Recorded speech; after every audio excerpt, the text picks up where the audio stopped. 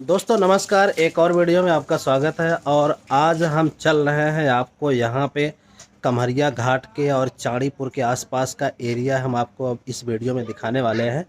तो सरयू नदी के किनारे का जो एरिया है काफ़ी खूबसूरत है, मनमोहक है। और नदी भी जो नदी की जो धारा है काफ़ी अभी कम हो गई होगी, तो बीच में रेता भी हो गया होगा। अगर बीच में जाने का मौका मिला तो वहाँ भी चलेंगे और आसपास की जो अच्छी जगह है आपको दिखाने वाले हैं। तो हमारे साथ वीडियो के साथ बने रहिए और आज बहुत ही मज़ा आने वाला है।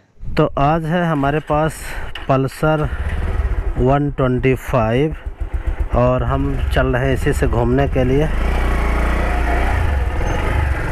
ये गलियारे में से बाहर आ गए, बहुत ऊंचा बनाया है इन्होंने। अरे भाई धूल है एकदम पूरा ये तो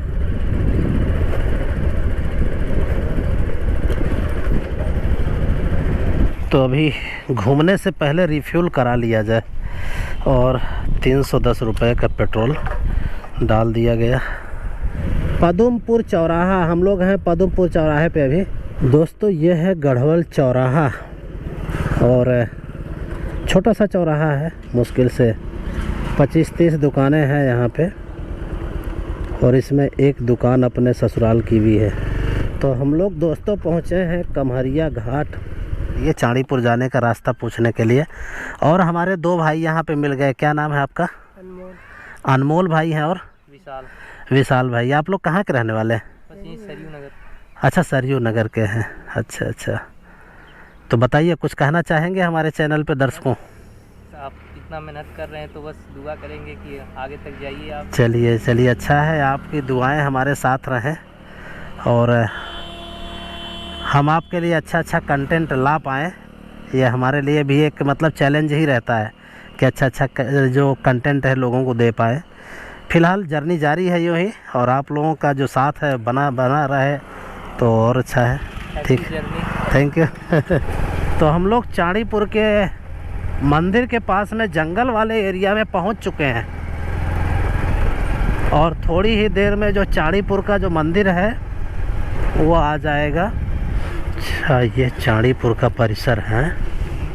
ओहो, तो दोस्तों अभी हम चाड़ीपुर में बैठे हुए हैं और हमारे साथ ये छोटे, क्या कहें अब, साले साहब बैठे हुए, छोटे वाले साले साहब सुदीप कुमार जी बैठे हुए हैं। और यहाँ पे आते ही बैठते ही हमारा स्वागत हुआ है दही के साथ में। और जो यहाँ की जो दही है एकदम बिल्कुल ऐसे लग रहा है कि जो बिहार में हमने कटिहार में दही खाई थी। कहते हैं कि इस तरह की जो दही होती है हाथ में रख लीजिए, लेके चले जाइए, आप कहीं नहीं गिरेगा। तो उस तरह की शुद्ध दही मिली है पहली बार खाने को यहाँ पे चाड़ीपुर में। और यहीं से शुरुआत करते हैं, आगे फिर और सारी कहानी आपको फिर बताते हैं। वाह, इस दही का स्वाद देख रहे हैं, लाजवाब है। काफ़ी समय बाद, कई सालों बाद ऐसा स्वाद जो है मिल पाया है। और ये चाड़ीपुर का प्रसाद मिला है हमें आते। और पुजारी जी अभी चाय भी बना रहे हैं, बस आप बड़ी तकलीफ़ कर रहे हैं हमारे लिए।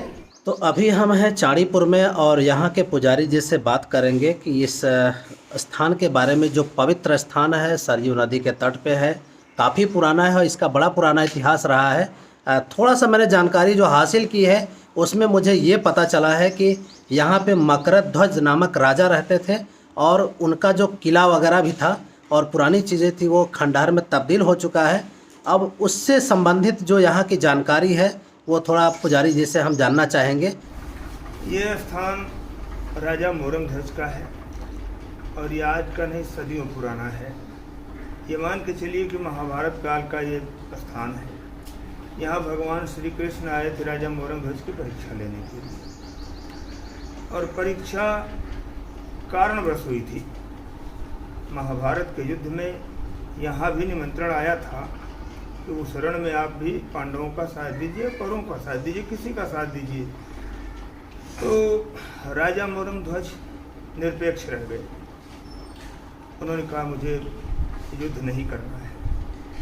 फलतः ये युद्ध में नहीं गए। परिणाम ये हुआ कि महाभारत का युद्ध हुआ और पांडव विजयी हुए। जीतने के बाद पांडवों के मन में आया कि एक अश्वमेध यज्ञ किया जाए। भगवान श्री कृष्ण के आदेशानुसार उस यज्ञ का नाम शांति यज्ञ रखा गया, क्योंकि शांति स्थापित करना ही उनका मुख्य उद्देश्य था। महाभारत युद्ध के बाद बहुत सारे योद्धा मारे गए थे, बहुत सारे राज्य जो नष्ट भ्रष्ट हो गए थे, वहाँ अव्यवस्था न फैले, इसलिए शांति यज्ञ का भगवान ने प्रस्ताव रखा और शांति यज्ञ प्रारंभ की गई।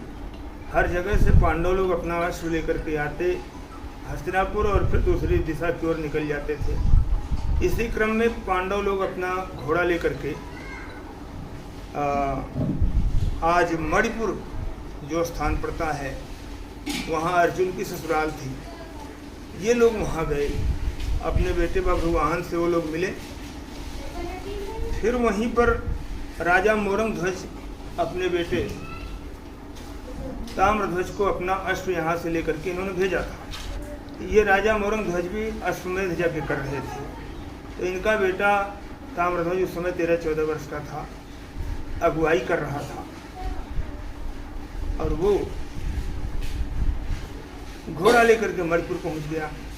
अच्छा, अब ये कहानी यही रोक करके मैं इनके पिता मोरंगध्वज के मणिपुर कौन सा, वो वाला जो वही पूर्वोत्तर में पड़ता है। पूर्वोत्तर में मणिपुर, हाँ, मिजोरम, मणिपुर, हाँ, त्रिपुरा। हाँ, अच्छा, वहाँ से जुड़ी हुई कहानी। हाँ, तो अब यहीं इस कहानी को ब्रेक लगा रहा हूँ। थोड़ा सा मैं मोरंगध्वज के पिता राजा छांगुरदेव की कहानी बताता हूँ। अच्छा। छांगुरदेव 12 साल के थे। छांगुरदेव 12 साल के थे, उसी समय उनके पिता का वध करवा दिया उन्हीं के प्रधानमंत्री ने, जो कि यहाँ के राजा थे छांगुरदेव। पहले इस स्थान का नाम था चांडगढ़। चांडगढ़ क्योंकि माता चंडिका जी के नाम से इस स्थान का नाम पड़ा था और उसी नाम से 2 गांव बसे हैं, एक चांदीपुर कला, एक चांदीपुर खुर्द। खुर्द पश्चिम में पड़ता है और कला पूर्व में पड़ता है। तो चंडिका जी का स्थान यहाँ से 1 किलोमीटर जब बाबू आपको लेकर के जाएगा तो वहाँ दर्शन करा देगा। अच्छा। हाँ, ऐतिहासिक जगह है, भूलना मत, आप दर्शन कर लेना। हुआ क्या, छांगुरदेव को उसके प्रधानमंत्री ने अपने 2 बधिकों से कहा कि जाओ इसकी हत्या कर दो, लेकिन कहीं बाहर ले जा करके मारना ताकि कोई इसको जान न पाए, नहीं तो तुम्हारे परिवार का अंत कर दिया जाएगा। दोनों हत्यारे लेकर के बालक को गए उत्तराखंड, नेपाल साइड, नेपाल की तरफ लेकर के गए और बच्चे के हाथ में 6 उंगलियां थी दोनों हाथों में। अच्छा। और दोनों ही उंगलियों में, कनिष्ठिका उंगलियों में राजमुद्रिका थी। सेनापति ने कहा था कि इसकी राजमुद्रिका और इसकी आंख, इसका कलेजा निकाल के लाना, तभी प्रमाणित होगा कि तुमने इसको मारा है, अन्यथा मार दिए जाओगे तुम दोनों परिवार समेत। हत्यारे जब नेपाल की तराई में लेकर के बालक को गए तो मासूम बालक, सुंदर देहदशा अच्छी, उन्होंने सोचा कि आज इस बालक को मार देते हैं तो कल को हमारी भी एक औलाद है, हो सकता है इस सनकी राजा का क्या भरोसा है, हम लोगों को भी मरवा सकता है, इसलिए इस बालक को छोड़ दिया जाए, ये बच जाएगा तो हो सकता कभी राजा हो तो हमारी सुध ले सकता है। बालक की एक उंगली काटा इन लोगों ने और बालक को उसी जंगल में छोड़ दिया। बालक को उसी जंगल में छोड़ दिया। बालक वहाँ रोता बिलखता 1 हफ्ता रह गया, उसी जंगल में फल फूल कंदमूल खा करके रह गया। और इन लोगों ने क्या किया, एक हिरण को मारा, उसका कलेजा निकाल लिए, आँख निकाल लिए, उसी के रक्त से उसके कपड़े को भिगोया, बच्चे के कपड़े को, बच्चे को बिल्कुल नंगा कर दिया और वही कपड़ा लेकर के यहाँ चले आए चांडगढ़ में। तो सरजू मैया की जो धारा आज आपको दिखाई दे रही है, ये धारा नहीं थी। अभी हम आपको घुमाने ले चलेंगे तो दिखाएंगे कितना किला अंदर जा चुका है। किला अंदर चला गया? बिल्कुल। ये धारा पूरी बाजार पड़ती है उस पार एक, हाँ, तो वहाँ से के आसपास से होकर के गुजरती थी। बाद में किला को माता जी ने अपने धारा में ले लिया। तो बालक ये बहेलिए जो हत्यारे थे, ये सब आ गए चांडगढ़। राजा ने देखा कि कनिष्ठिका उंगलियों में राजमुद्रिका पड़ी है, कलेजा भी है, आँख भी है, बच्चे का कपड़ा भी है। विश्वास तो उसने कर लिया, लेकिन थोड़ा सा संदेह उसके अंदर रह गया कि कुछ दिन इन दोनों को बंदी बना करके रखूं, अगर कुछ दिन वो नहीं आएगा तो इन दोनों को आज़ाद कर दूंगा। जेल में डाल दिया उठा करके। दोनों ने सोचा कि हम लोगों ने तो बहुत अच्छा किया जो इस बालक को जिंदा छोड़ दिया, नहीं तो इसका क्या भरोसा। जीवन में पहला पुण्य उन्होंने किया था। अब वो बालक उस जंगल में रोते बिलखते बेजार सा था। अच्छा, उस बालक को छोड़ के चले आए थे वो लोग वहीं जंगल में। हाँ, तो वो वहाँ का राजा जो नेपाल का था, वो शिकार खेलने आया था रानी के साथ अपने। रानी ने बच्चे को देखा तो कहा, महाराज बड़ा सुंदर बालक है, कोई राजपुत्र मालूम होता है, कोई कुलीन परिवार का लगता है, इसको ले चलिए, शिक्षित परिवार का महसूस होता है, इसको ले चलिए, पाला जाए। राजा ने बच्चे से पूछा, तुम्हारा नाम क्या? केवल अपना नाम बता पाया कि छांगुर देव मेरा नाम है, राजा महेंद्र। हाँ। लेकिन न राजा ने नगर का नाम पूछा, जन्मस्थान का नाम पूछा, न देश का नाम पूछा, लेकर के गए, पालने लगे। उसी बच्चे को अपना उत्तराधिकारी उन्होंने बना दिया। जब वो बच्चा 22-23 साल का हुआ तो राजा ने सोचा अब इसका राज्याभिषेक कर देते हैं। तो हर जगह चिट्ठी पत्री इन्होंने भिजवाया कि भाई हमारे बच्चे का राज्याभिषेक होना है, सारे मित्र राजागण लोग आ जाएं। लेकिन चांडगढ़ की बात याद आई तो राजा ने सोचा कि वहाँ किसी अपने विशिष्ट को भेजना उचित रहेगा। तो उन्होंने उस बालक से कहा कि बेटा एक काम करो, तुम भी जाओ, वहाँ निमंत्रण दे आओ। अच्छा, वही बालक यहाँ निमंत्रण देने के लिए आया। हाँ, तो घोड़े पर सवार होकर के वो लड़का आया। तो वहाँ क्या नाम है, कुरी बाजार। पूरी बाजार। तब कुरी बाजार का नाम नहीं था, वहाँ टापू था। वहाँ आकर के जंगल था, वहाँ आकर के बच्चा जो है थका हारा था ही, घोड़ा बांध करके सरजू मैया का जल, सोचिए कितना पवित्र उस समय, कितना निर्मल रहा होगा। यहाँ से लगभग 20 किलोमीटर दूरी पर है। कितना निर्मल रहा होगा वो उस समय का जल कि घोड़े को वहाँ बांधा और तुरंत जो है स्नान किया, भोजन साथ में जो लाया था खाया पिया और पानी पी करके वहाँ सो गया निर्द्वंद होकर के। बड़ी अच्छी नींद आ गई, बालक सो गया। संयोग देखिए उसी समय यहाँ चांडगढ़ का जो वर्तमान राजा था, राजा छांगुर देव के पिता का हत्यारा प्रधानमंत्री, वो शिकार खेलने के लिए निकला था अपने सेनापति के साथ। तो नदी पार करके उस पार जंगल की ओर गया तो देख रहा है कोई एक बालक बड़ा सुंदर सोया हुआ है। तो चेहरा देखा तो मुग्ध हो गया। लेकिन जब उसकी कनिष्ठिका उंगली पर उसका ध्यान गया तो समझ गया कि ये वही बालक है, बधिकों ने हमारे साथ छल किया है।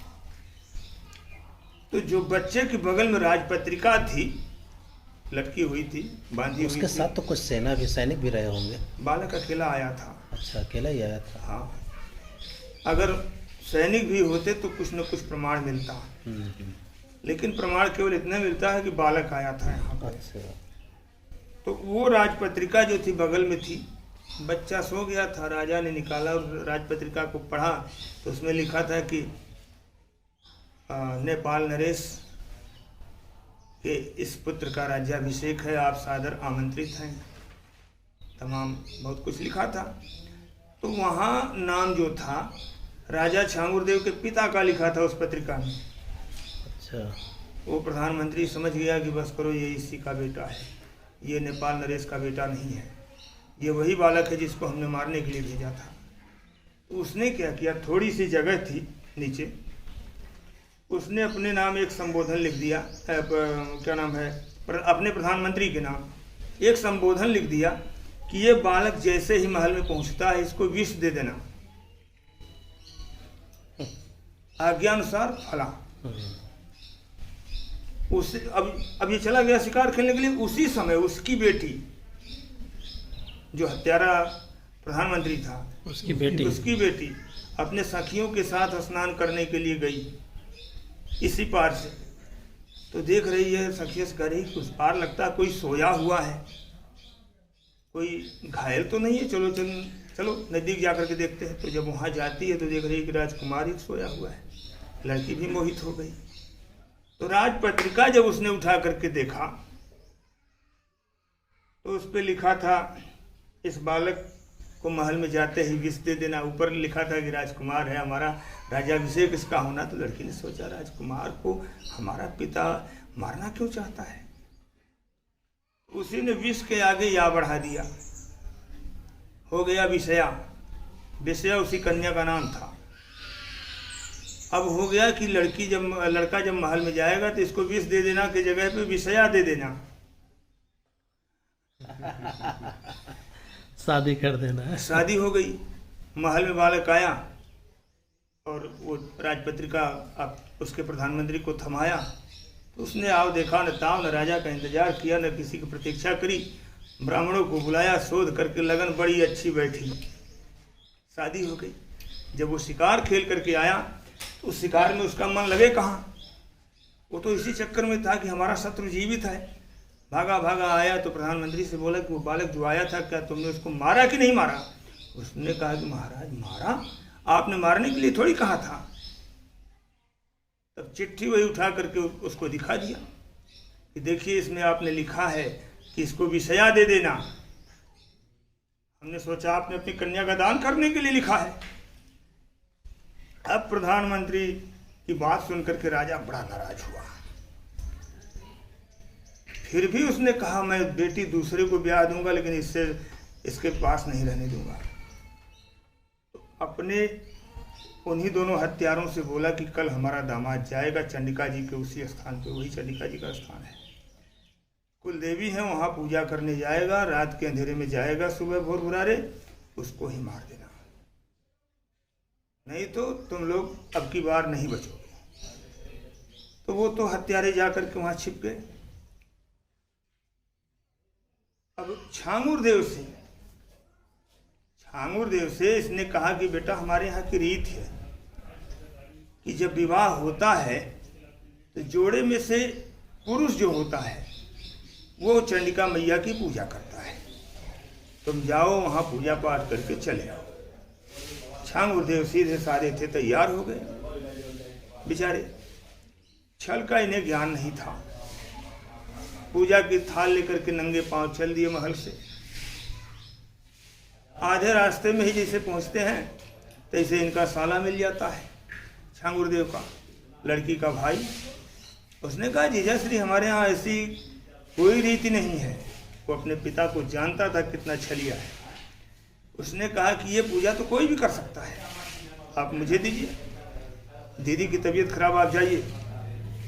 छांगुर देव को उसने वहाँ से विदा कर दिया और ये थाल लेकर के जब पूजा पाठ करने गया और जैसे ही सिर झुकाता माता जी के चरणों में दो तलवार छपाक से गिरती है और सर कट के अलग, धड़ अलग। छांगुर देव को मन में संदेह होता है कि कुछ अच्छा नहीं होने वाला है। भागे भागे आए तो यहाँ देख रहे हैं कि साले की गर्दन कटी हुई है। तलवार उठाए और अपनी भी गर्दन काट करके स्वयं अपने हाथ से माता जी के चरणों पर रखने जा रहे। माता जी ने हाथ से पकड़ लिया। क्या कर रहे हो छांगुर देव? उन्होंने कहा, माँ इस जीवन का क्या अर्थ निकला? उन्होंने कहा कि ये तुम्हारे शत्रु का पुत्र है। उन्होंने कहा, जो भी हो ये हमारा साला है और साली बिना ससुराल कैसी? माता जी ने कहा कि तुम्हारी ससुराल नहीं, ये तुम्हारा घर है। तुम्हारे पिता को इसी के बाप ने मरवा डाला था और स्वयं राजा बन गया। तुमको भी मरवाना चाहा तो 2 बार। दोनों बार मैंने तुम्हारी रक्षा की है, दोनों की मति मैंने जंगल में फेरी और यहाँ भी उन दोनों हत्यारों द्वारा इसका वध करवाया, तुम बच गए। छांगुर देव ने कहा, माँ अगर देना है जीवन तो मुझे आप दे न दे, लेकिन मेरे साले का जीवन आप पुनः वापस करें, तभी मुझे अपना जीवन स्वीकार है। माता जी ने कहा, ये मस्त, मांगो, कुछ और चाहते हो? इन्होंने कहा कि मुझे एक धर्मात्मा पुत्र दे दीजिए माता। एक धर्मात्मा पुत्र जो होता है ना, कई पीढ़ियों को ताता है। माता जी ने प्रसन्न होकर के कहा, ये मस्त। धर्मात्मा का अर्थ तब कुछ और होता था, धर्मात्मा का अर्थ अब कुछ और है। और क्या? समय अनुसार हर चीज परिवर्तनशील है। आज पतझड़ लगा, सारे पत्ते नीचे आ रहे हैं, कल दूसरे निकल जाएंगे। ये बात दूसरी जगह की है, लेकिन यहाँ मैं बैठा रहा हूँ इस बात को। अब हुआ क्या, बच्चे को जीवन दान माता जी ने दे दिया, लेकिन कहा कि मेरी एक इच्छा है, तुम्हें धर्मात्मा पुत्र तो मिलेगा ही, एक परम धर्मात्मा पौत्र भी मिलेगा। दोनों का नामकरण कर देती हूँ, तुम्हारे पुत्र का नाम मोरंग ध्वज होगा और तुम्हारे पौत्र का नाम ताम्रध्वज होगा। याद रखना राजन। माता जी की बात सुन करके उन्होंने कहा, माँ क्या इसका तात्पर्य मैं समझ नहीं पाया। माता जी ने कहा कि देखो, तुम्हारे पौत्र के कारण, तुम्हारे पुत्र के धर्म के कारण तुम्हारे महल में एक दिन नारायण का आगमन होने वाला है। अब इतना सुनते ही राजा का मुंह खुल गया, लगे रोने। माँ क्या मैं इतना भाग्यशाली हूँ? उन्होंने कहा, हाँ अवश्य आएंगे, लेकिन तुम केवल सुनोगे, देख नहीं पाओगे, क्योंकि तुम तो वनवासी हो जाओगे, पुत्र को राजपाट दे करके चले जाओगे। सुनोगे कि तुम्हारे महल में भगवान आए थे। उन्होंने कहा, माता यही मेरे लिए पर्याप्त है। वही बालक राजा मोरंग ध्वज पैदा हुए उनके यहाँ, उनका पुत्र ताम्रध्वज हुआ, राजा उनको राजगद्दी देकर वनवासी हो गए, और अब वो यज्ञ कर रहे हैं। उनका बेटा मणिपुर पहुंचा है घोड़ा लेकर के, तो वही कहानी जाकर के मिलती है। एक रात पहले अर्जुन ने भगवान से कहा कि क्या मेरे जैसा आपका कोई भक्त और भी है? भगवान ने समझ लिया कि इनको अहंकार हो गया है। उन्होंने कहा, अर्जुन ये भारत भूमि ही ऐसी है कि कण कण में तुम्हें मेरे भक्त मिलते जाएंगे, तुम हो क्या चीज,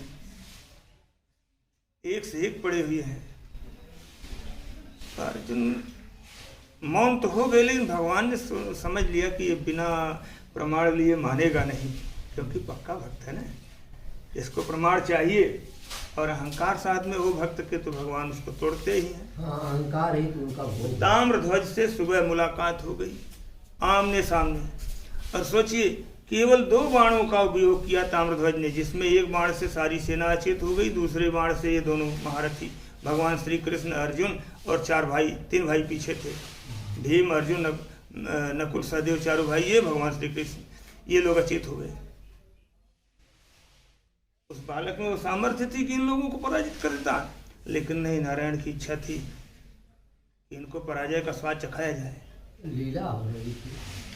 बच्चा घोड़ा पकड़ करके लाया पिताजी के पास 6-7 दिनों में यहाँ, और आकर के आवाज लगाता, पिताजी मैंने तो सुना है कि कोई 5 पांडव बड़े महारथी योद्धा हुए थे, उनमें से एक तो नहीं था, लेकिन मैंने 4 भाइयों सहित श्री कृष्ण को पराजित कर दिया और उनका घोड़ा छीन लिया। अब जब इतना मोरंग ध्वज का सुनना था, अपना सर लगे पीटने की, अरे मूर्ख, तुझे जिनके श्री चरणों में लौटना चाहिए था, जिनके चरणों की धूल मत्थे लगानी चाहिए थी, तूने उनसे बैर किया। तूने तो मेरे कलंक को, मेरे कुल को डुबा दिया, मेरे कुल का कलंक बन गया तू।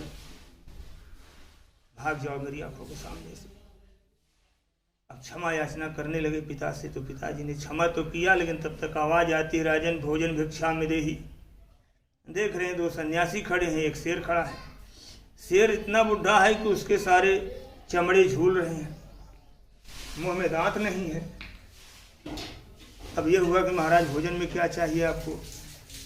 भगवान ने कहा, भगवान श्री कृष्ण थे, अर्जुन थे, धर्मराज जमराज महाराज शेर बने थे। भगवान ने कहा, भाई हमें तो जो चाहिए सो चाहिए, लेकिन हमारा ये शेर भूखा है, इसको नरम मांस चाहिए। राजा ने कहा, मैं किसका मांस दूं? भगवान ने उनको उपाय भी बताया, गऊ का, भैंस का, आदमी से लेकर के किसी भी जानवर का दे दो, इसको तो मांस चाहिए। तो राजा की परीक्षा हो रही थी, भगवान जब परीक्षा लेते हैं तो पास होने की क्षमता भी देते हैं अगर सच्चा भक्त है तो उनके अंतर मन ने कहा नहीं नहीं नहीं, अगर मैं किसी जीव को दे रहा हूँ तो हिंसा हो जाएगी, धर्म कहाँ हुआ। मैं आत्मनिवेदन कर देता हूँ। उन्होंने कहा भगवान महाराज जी, सन्यासी बाबा हम तैयार हैं, हमारा मांस शेर को दे दीजिए। भगवान ने कहा नहीं, आप बूढ़े हो गए, आपका मांस कठोर हो गया है, हड्डियां कठोर हो गई हैं, हमारा शेर नहीं खाएगा, इसको तो नरम चाहिए, दांत तो है नहीं इसको। ताम्रध्वज भीतर से बाहर निकलते हैं, कहते पिताश्री लगता है ये समय हमारे अनुकूल है, अपराध मेरा है, दंड आप क्यों भोगेंगे, मैं तैयार हूँ। भगवान ने कहा लेकिन एक शर्त है बालक, सोच लो, आरा से चीरे जाओगे। दूसरी शर्त यह है कि चीरने वालों की आंख से आंसू नहीं आना चाहिए। जिस आंख से आंसू आ गया, चाहे माँ के चाहे पिता के, वो अंग हमारा शेर नहीं खाएगा, तुम्हारा। बालक ने कहा ठीक है। माता पिता से पूछा गया, वो लोग तैयार हो गए। भगवान ने सोचा कि तो सहज तैयार हो गए, अब रानी को आगे किया जाए, क्योंकि माँ का हृदय कोमल होता है और पिता का कठोर होता है। माता को आगे किया गया, तारामती को।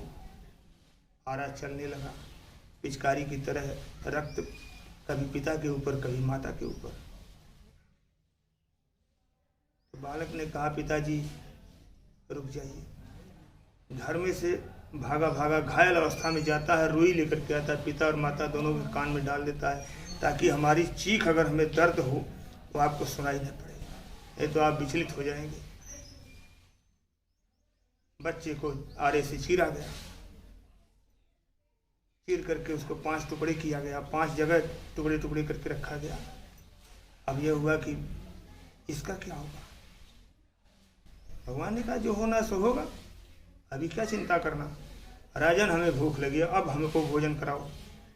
भोजन कराने वाली बेला आई तो सन्यासी लोग भागने लगे। राजा बोले अरे महाराज, अभी तो आप भोजन की मांग कर रहे थे, हमारे धर्म से आप हमको भ्रष्ट कर रहे हैं। भगवान ने कहा मैं कैसे खाऊं, तुम्हारे घर में शव पड़ा हुआ है, तुमने अपने पुत्र की हत्या की है, तुम्हारे घर में सूतक पड़ा हुआ है, जब तक शुद्धता नहीं आ जाएगी तब तक हम भोजन नहीं कर सकते। अब सुनना था कि राजा लगे अपना सर पीटने, तो उन्होंने रो करके इतना कहा कि बेटा ताम्रध्वज, एक बार तूने मर करके मेरे धर्म की रक्षा की है, अब की बार जीवित होकर के मेरे धर्म की रक्षा करो। आवाज लगाते हैं ताम्रध्वज ताम्रध्वज, तब तक आवाज आती है पिताजी आया पिताजी आया। देख रहे हैं सिर उठा करके, बेटा ये सब घुड़साल थी राजा की। ये जो किला इस समय दिखाई दे रहा टीला आपको, अच्छा ये जो टीला है, हाँ ये सब घुड़साल थी। घुड़साल थे, हाँ। तो यहाँ से देख रहे हैं कि बेटा घोड़े पर सवार होकर के जा रहा है। बच्चे को गले लगाए भगवान। ताम्रध्वज को ही तो आरे काट चीरे थे। हाँ तो सुनिए, तो अब देख रहे हैं वहाँ मांस का टुकड़ा गायब है, जितने मांस के टुकड़े थे सब वहाँ से गायब हैं। तो भगवान श्री कृष्ण ने इनसे पूछा राजन क्या चाहते हो, तुम्हारी इच्छा क्या है। हाथ जोड़ करके मोरंगध्वज ने केवल एक चीज मांगा, प्रभु कलिकाल में ऐसी परीक्षा किसी की मत लीजिएगा, नहीं तो लोग परीक्षा तो नहीं देंगे, लाठी ले खदेड़ेंगे ऊपर से। तो जिस ईश्वर की इच्छा से जीवन और मरण होता है, उसी ईश्वर की इच्छा से ताम्रध्वज का को पुनः जीवन मिलता है। और उनको वरदान देकर के राजा मोरंगध्वज को भगवान ने कहा अर्जुन देखा, क्या तुम भी अपने पुत्र को मेरे सामने मेरे लिए चीर सकते हो। अभिमन्यु तो मारा गया था महाभारत के युद्ध में, तुम बहुत बिलख रहे थे, रो रहे थे, मैंने तुमको स्वप्न दिखाया कि बालक तुम्हारा स्वर्ग में खेल रहा है, तुम दौड़े दौड़े गए, छाती से लगा करके रोने लगे, बेटा अभिमन्यु बेटा अभिमन्यु। तुम्हारा अभिमन्यु तुमको डांट करके खड़ा हो गया पीछे कि हट, कौन अभिमन्यु, कौन पिता। कभी तुम मेरे पिता तो कभी मैं तुम्हारा पिता। इसके पहले न जाने कितनी बार तुम मेरे पुत्र बने हो, क्या मैं कभी तुमको बुलाने गया, लेकिन देखो एक पिता ये है और एक पुत्र वो है। यही यहाँ की कहानी है राजा मोरंगध्वज की। बहुत खूब, बहुत खूब।